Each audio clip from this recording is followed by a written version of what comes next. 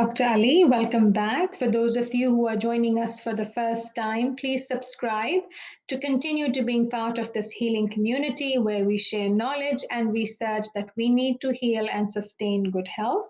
I'm a functional physician and a mindfulness coach. My goal is to provide education and guidance to our patients, their families, and our community on how to achieve optimal health and wellness.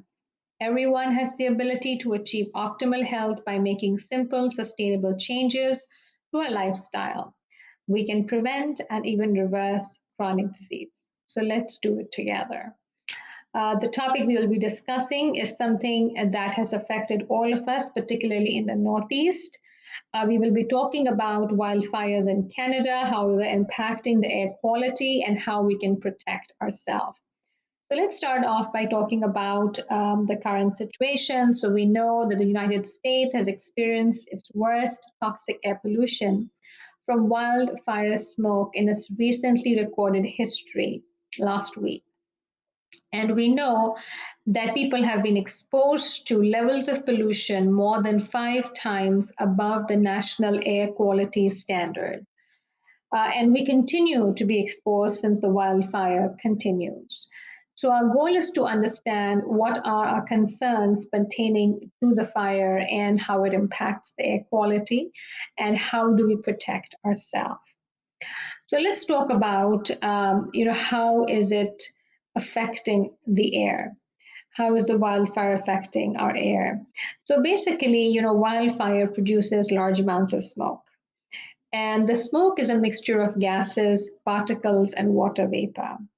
This smoke can travel hundreds or even thousands of kilometers, affecting air quality far from fire's location. So there are two components of this. The first one is the particulate matter.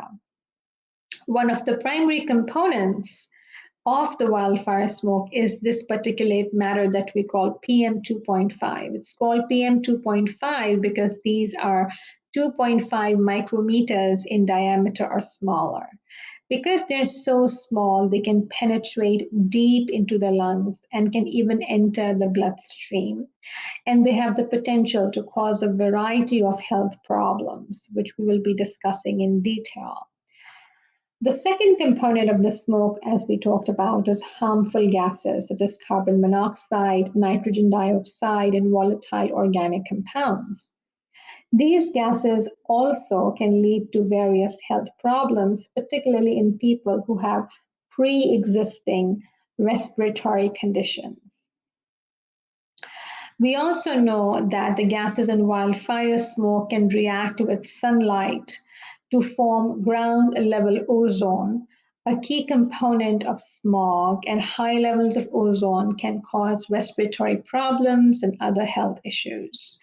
Of course, they can reduce visibility, leading to accidents. One of the most important things to look out for is the air quality index. And if you see that it's high, that indicates a higher health risk.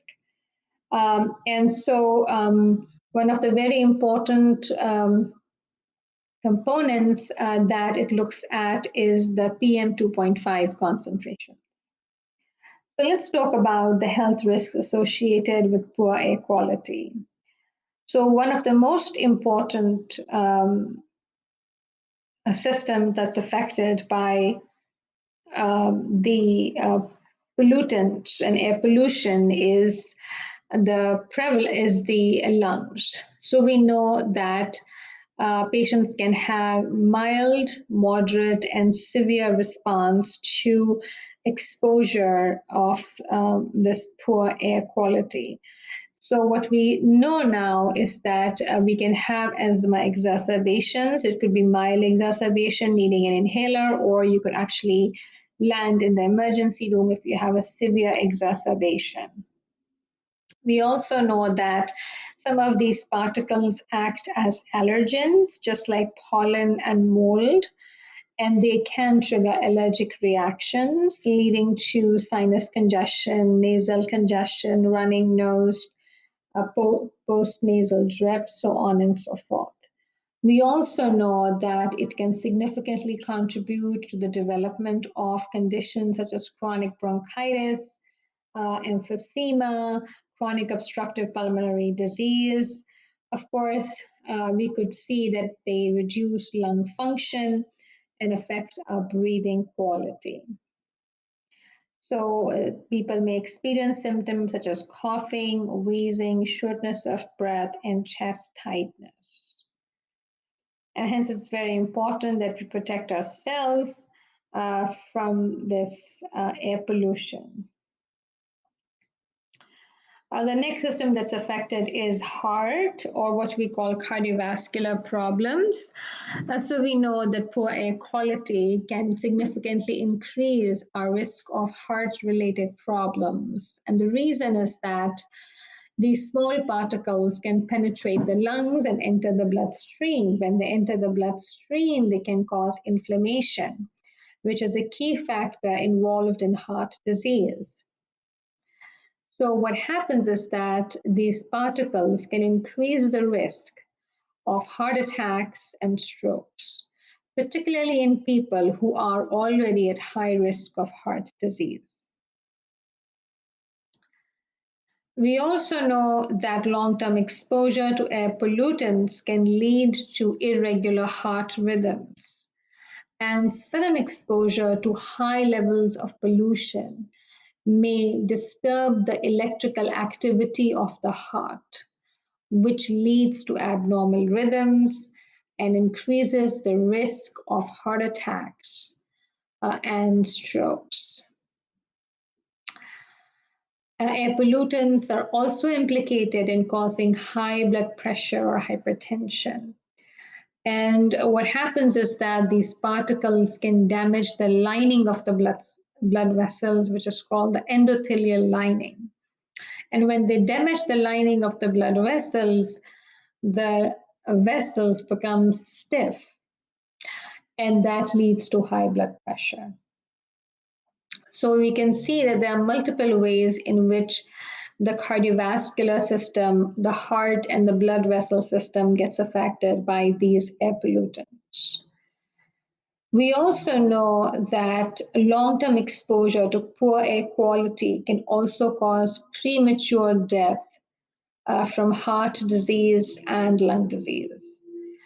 We also know that there are mental health effects. So we know that poor air quality, particularly exposure to those particulate matter, can cause mental health issues. And so we need to make sure that we understand that mental health problems like depression, anxiety, and mood disorders may actually get worse because of the exposure to these pollutants. We have some studies which have shown that individuals living in areas with poor air quality are more likely to have increased mental health related hospital admissions.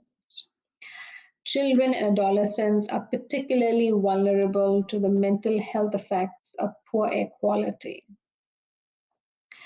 Exposure to air pollution, especially during critical stages of brain development, has also been shown to cause neurodevelopmental disorders in children, including autism, attention deficit hyperactivity disorder, or ADHD, as well as cognitive decline. And so it is very important that we are particularly careful about the air pollution around our children. Studies have also shown links between exposure to air pollution during pregnancy and an increased risk of child developing psychiatric disorders later in life. Hormonal imbalance is another area where the pollutants seem to have an impact. They are known to cause um, disruptions in the hormonal system or the endocrine system, particularly related to reproductive system and thyroid function. For example, certain studies have shown that exposure to certain air pollutants can lead to changes in estrogen and testosterone levels, affecting fertility and reproductive health. and it can also cause disruptions in the thyroid hormone. So now the question is, what precautions can we take to protect ourselves? So the first and foremost thing is to stay informed. So monitoring the air quality index through local news channels, apps, or websites is extremely important to understand what is the air quality. Yes, we have wildfires and that could affect the air quality, but there are a lot of other things around us that are also affecting the air quality depending on where we live. So it is very important to be mindful of that. The second thing is that if you find that the air quality where you live is poor, then you want to make sure that you limit your time outdoors, particularly if you are sensitive to air pollution. What I mean by that is that people who have respiratory conditions, children, elderly people, those who are pregnant, need to be more careful if the air quality is poor. And also, it's better to avoid high intensity outdoor workouts during these times as it leads to a higher intake of polluted air. That is very important to understand. The third thing is to create a clean indoor environment.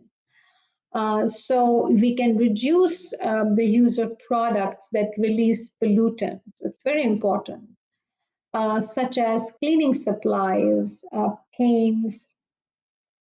Definitely, smoking indoors should be restricted and possibly completely avoided.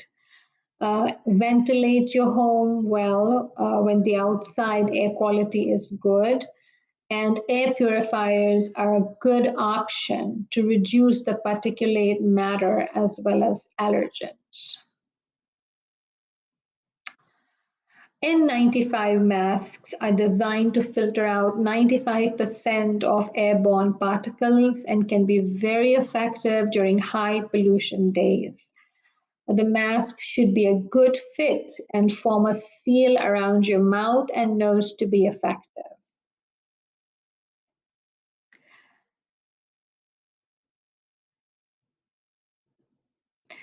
Last but not least, creating a clean air room.